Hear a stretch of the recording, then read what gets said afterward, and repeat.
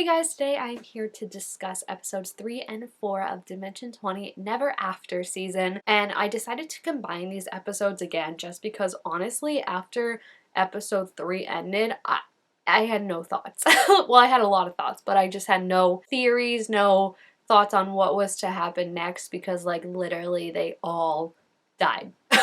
And it was like literally watching it like as they all fell one by one by one by one by one. I think that's six. I was just like more and more silent.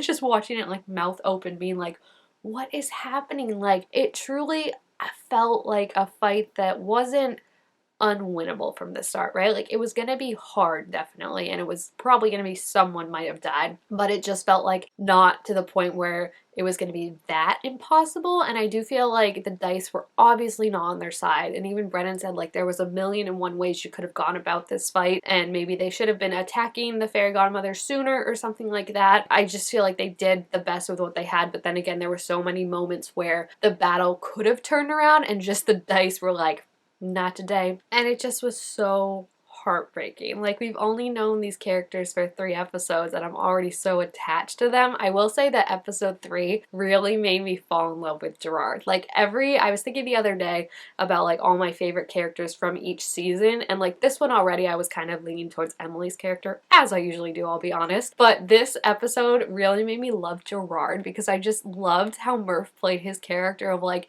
this fighter, because he's a fighter. That's like, I literally had to double check that that's his class because of how unwilling he was to get in this fight. This fighter being so cowardly and not wanting to get into the battle, and like literally the only reason he like actually did anything was because like the children died, and he was like, I can't be like the one that runs when like the children have literally sacrificed their life. And like I just think he played it so fun because it's like obviously Murph as a person is very strategic and like wants to get in there and do this fight, and then it's like for him to commit so hard to Gerard, who's like, I don't want to be here. I just want to get turned back into a man. Like, I don't want to be here. I don't think this is a good idea. It was cracking me up, and I definitely needed that moment of like laughter, especially in this episode. So I thank Gerard and Murph for that. And I just think, yeah, the episode after episode 4 was very, very interesting. It was like, I loved it, but then I also didn't like that like we didn't get to see them interact as a cast, because I think that's one of my favorite parts, but obviously there was a lot that needed to happen in order to bring them back and make it so it just didn't seem like you were bringing them back just to bring them back. I think it made sense more for certain characters than for other characters. Like obviously I think Pinocchio's mom being able to bring him back made a lot of sense, but then like some of the other characters I was like, what is going on? So it was like already established, and I know the way that Brennan did it, someone pointed out, was like in the order they died in, but it just was so, that's one of those things where it's like almost you feel like it's made to be this way, because the fact that like we got to have Siobhan's whole thing with Rosamund and meeting Cinderella, who I'm shipping Cinderella and Rosamund so much right now. Like literally, obviously I think Rosamund's whole story is supposed to be that like she doesn't need to wait around for a prince to save herself. Like she literally was the one that saved herself from the Briars and everything, and I think that's supposed to be like her realization of like, I'm my prince, like I don't need to wait for someone to come and save me. However, I do think it would be really cute if she ended up with Cinderella, especially people are pointing out like the prince is supposed to be the one that like gets up her tower to rescue her, and like no prince was ever able to do that, but Cinderella was able to do that, even in her really cool armor. I love when she was like, I would take this off, but I lose it very easily if I do. Like, I just like this, like, hardened Cinderella, but, like, she's still very sweet to Rosamund and, like, explaining things, because this is the first time Rosamund has been finding out about that. And the big thing we learned from Cinderella is that the fairies are the big bads in this season. So it seems like the fairies are trying to find a sort of story, or kind of carve all the stories, it seems like, to lean towards them having total power and total control, which we already knew obviously from seeing Cinderella's fairy godmother, that they're not the greatest, they're not the most mentally stable people. Like that's a lot of power that they have, and this darker kind of Neverafter is already turning that power more and more. And I felt like getting that scene first where we learn that the fairies are not to be trusted then made it so when we get Gerard's scene where he literally is talking to a fairy, and this blue fairy is acting like she saved him and she's doing all this great stuff, like that made me automatically so much more untrusting of the scene. And I loved that, because I feel like had I not had that knowingness going into it, I kind of would have been like, oh, so like this is a good fairy or something, because like obviously the blue fairy helps Pinocchio, but knowing how they are actually planning to go about this world, I think made it that I was able to pick up on more things. Like what stood out to me especially was just how everyone else's conversations, aside from Pinocchio, because I feel like Pinocchio was the only other one that got someone who didn't really have his best interest in heart, who was also like a but like fairy adjacent, right? But I feel like everyone else's kind of gave them a choice, right? A choice of like, you can stay here or you can go back, and was just very sweet and understanding and, you know, trying to lay it out as best they could while also seeming like they truly did care about the person they were talking to.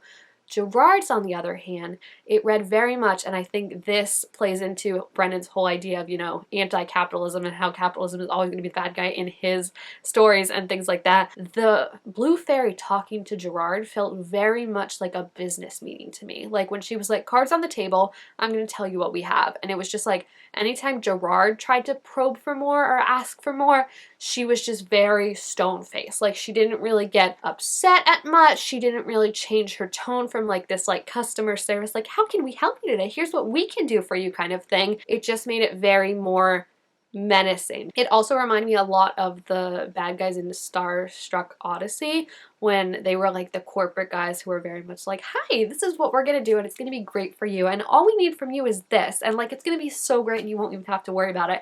And just like this kind of like slick business person, it was eerie, like knowing what we know about what they've done to Cinderella, what they've done to Rosamond and all that. Like I feel like Cinderella summed it up perfectly when Rosamond was like, but the fairy godmother helped you, and she was like, eventually I realized that like, yeah, maybe the fairy godmother did help me, but like Cinderella's mom is dead in every single multiverse, and it's like because her mom is dead, that's why her life has to go through this hardship. And it's like at a certain point you're like, wait, why isn't that, like, why does that always happen? And I just love the idea of Cinderella and Snow White, who we have yet to meet, but I'm excited to meet her, waking up to this and realizing like, oh, someone is controlling this to make it so we're indebted to them, and like we're playing someone else's game and we're someone else's story, not our own. And I really, really love that. And also the fact of we might meet Ariel soon, which is so exciting. Like literally when they were talking about other princesses that were out there, Ariel for some reason was the first one that came to mind. I think because, and I could be wrong, but I think she's the only other Disney princess that is a Grimm's fairy tale, right? Like, is Belle an original to Disney, or at least like not a Grimm fairy tale? So I thought of Ariel, and then when they were like, oh, there was a girl that like she couldn't talk, we don't know why, if it was like her choice or like some enchantment. And then someone else on Tumblr pointed out how Cinderella was like, don't trust any fairies and be suspicious of witches too, because we feel like they'll side with the fairies. Ariel, her story isn't a fairy that helps her or harms her, but a sea witch. So that kind of aligns with like, don't trust the fairies, because the witches and the fairies are teamed up together, and like Ariel has a sea witch that was her problem. So like it all comes together beautifully, and I just love it. I can't wait. Like princesses fighting back and like in armor and like just being like, we're not taking any of this. I'm like, lovely, lovely. One thing I am worried about, I will say, is Pinocchio giving the knife and everything that he found back to his stepmother. I don't know how he could have gotten out of that, but like everyone was pointing out, and I agree, how well Lou played that, because like you forget that Pinocchio is like a child until he interacts with his stepmother, and just when he was like, I don't want to, like you remember that he's like only a child going through all this, like he has the weight of like his dad's life on him. And like when she made him, because basically she made it seem like his choice and his decision, but she made him take blood from his father so he could get more magic, like I wanted to throw up. I was like, this woman is so manipulative. Just interesting that like Gerard and Pinocchio both have people that are telling them to do things opposite of what we know is the right thing. At least, I mean, I think. Maybe they'll drop another shoe, but like, at least I think. And it'll be interesting to see how that plays out, like how they want Gerard to pull the shard out and then give it to them. But like, I think we already had established that like the group wanted to try and put it in the book. So it'll just be interesting if Gerard like falls for this, because I know like for him, it's like his really big thing is, I want to get turned back into a human. So I just like, I don't know if like his whole journey of that, like of realizing it's okay if I'm not a human, like as long as I'm a good person, will happen, or if he'll betray them before and then realize that. So he already seems kind of on the up and up. Like he kind of lied about the book and all that, and like just downplayed that, because I think he realized that like this is not someone who maybe has the best interest in heart. And I think he's realizing that because it's like, oh, if you're all powerful and all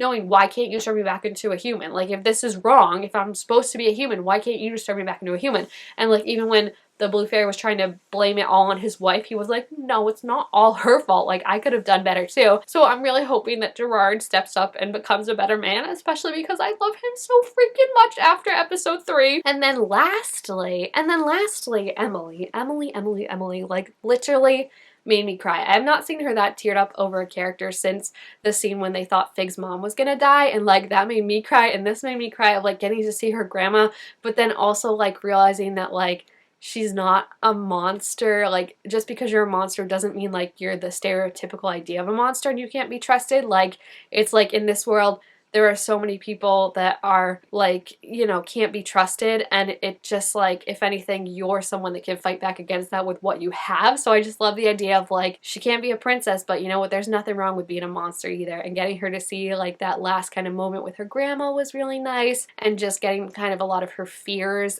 talked through and comforted, I thought was really, really sweet. And I also loved, there were some so good lines from Brennan this episode. I really liked a lot with Emily and the grandma, but also there was a line I think Cinderella said where she was like, don't place the lies of people at the feet of the world, which basically like, people have manipulated you, and she's like, well, how can I believe in true love? And it's like, don't take the fact that someone's manipulated you to mean that everything you've ever heard is a lie. And I just thought like that was just like so amazing, because it's so true, right? It's like you get tricked and then you're so distrusting of everything. And what Cinderella's saying is like, not everything you've been told or everything that you believe in is a lie. So I am so excited to see them reunited next episode. They did say they're in a harsher world, but like they're kind of stronger themselves. They've skipped 2 levels, now they're level 3. So that'll be exciting that they won't just instantly die when they get hit by like a rock. I'm excited for that.